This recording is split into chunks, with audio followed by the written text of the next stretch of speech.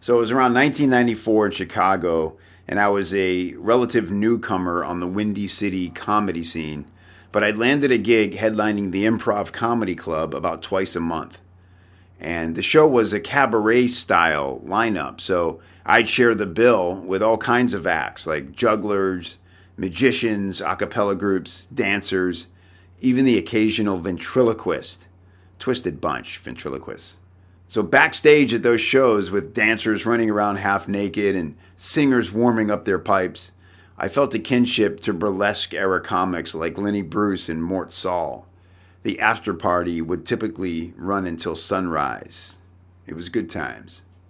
The cabaret format worked so well, they only interrupted it when a big name comic would roll through for a weekend, and I was often tapped to open the show for those acts. But when I received the offer to open a string of shows for Chris Rock, I wasn't impressed. I'd seen Chris in New York City a few times, nothing special.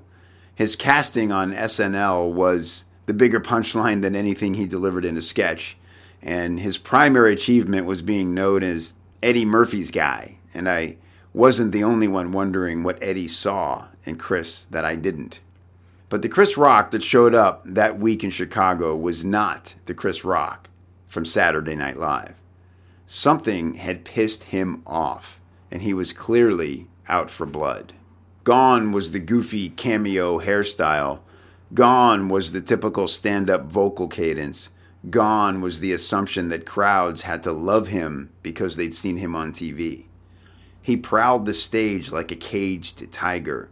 His material was raw in both subject matter and substance, a sign that he was truly building a show, not just getting through them. I was surprised to find myself in the balcony after my sets laughing hard and marveling at how bravely he would totally reapproach material from show to show. See, comics live for the sure thing, a joke that keeps you in the chamber like a silver bullet should the crowd take an ugly turn. And once you've developed such a joke, you just don't mess with it, unless you're blindly determined to be one of the best. George Carlin would famously melt down his silver bullet jokes just to see what else he could make from them. So what if the crowd or the critics started shooting in the middle of it? I can hear his response as clearly as if he was sitting next to me right now. Fuck 'em! Same with Bill Hicks, Richard Pryor, and now it was becoming obvious, back in 1994, Chris Rock. A year and a half later, he released his breakout HBO special, Bring the Pain. And with that special and every one since, his name would be permanently etched into the exclusive list of comic greats who refused to take the safe route.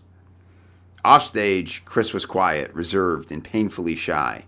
Every night, he would sit in the manager's office with his friend and collaborator, eating fried chicken from a styrofoam box and listening to the show on a small speaker on the desk. How were they? He'd ask as they came off stage to cheers. Performers waiting to go on stage don't trust the cheers they hear in the showroom. They need to hear it from the guy who caused them. How were they really means, how were you? Did you honestly kill or just sneak one by? They're hot tonight. Best crowd yet, I said and wished him luck. Hey, Chris called as I headed off. Did you hear? What's that? Jordan's coming to the 10 o'clock. No shit, I said. Would a brother lie about Michael Jordan?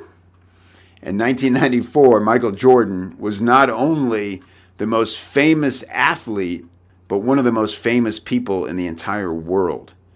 The Bulls had just completed their first three-peat of back-to-back-to-back championships. Jordan was MVP in all three series and had held the NBA scoring title for 7 years. No one had ever shot like Jordan. No one had ever floated through the air like Jordan. No one had lifted a team in a league like Jordan, and no one had ever moved product like Jordan. Add it up, and in the early 90s, you could not walk through any city, town, village, or slum on the planet without people there knowing all about Michael Jordan. You saw that famous Nike Air logo in 23 jerseys on men, women, and children alike. He was more famous than any leader or tyrant or rock star that ever lived, and he was coming to the 10 o'clock show. After Chris told me the news that Jordan would attend, I ran to the newsstand and bought a Time magazine. A few days earlier, I had read their feature about his retirement and the murder of his father, a story that shocked the world. During my set, I could think of nothing but Mike being in the balcony. I'd do a joke, get a laugh, and think, I wonder if Michael Jordan is laughing.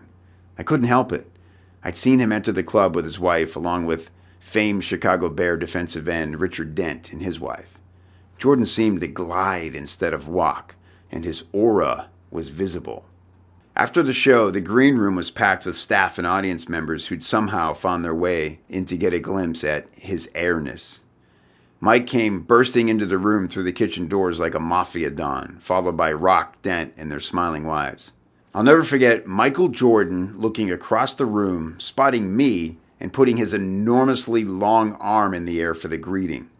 He said something about how funny I was. I wasn't sure how to return the compliment to a guy in the midst of leaving a sport he redefined for a roster spot on a Double-A baseball team. Thanks, man. Glad you came, was all I could muster.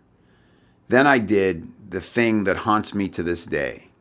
I pulled out the magazine and asked him to sign it for me, instantly dropping my rank in his eyes from talented entertainer to common fan. I knew it was a horrible mistake the second I did it.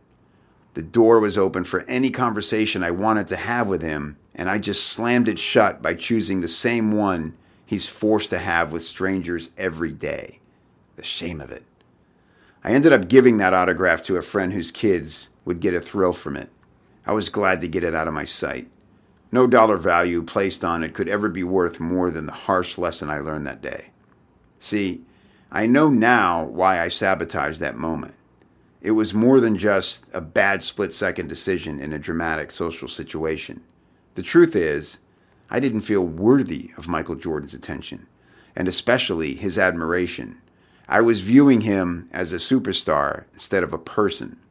I should have spoken to the Michael Jordan I could relate to, the one who grew up poor in North Carolina, who was cut from his varsity basketball team for being too short, who was freezed out by teammates at his first NBA All-Star game, the one fumbling through an awkward career change, the one who had recently lost a parent.